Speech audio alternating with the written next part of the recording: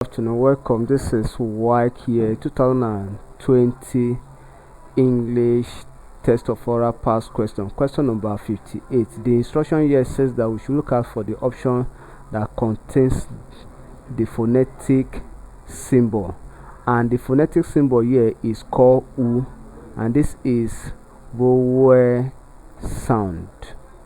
Vowel sound, and it is short vowel, and it is short vowel. We have the long vowel sound.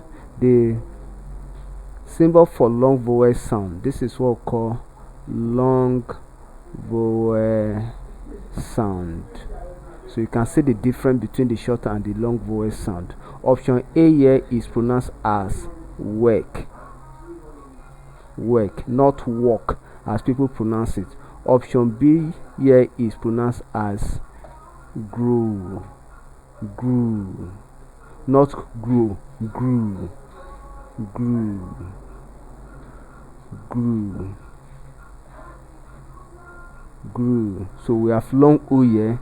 Option C here is pronounced as teeth, and the TH here takes the form of sin theta, teeth. Then option D here is pronounced as boo, boo. So in option D we have short O here, therefore option D is correct. Thank you and God bless you. Ensure you subscribe for more videos.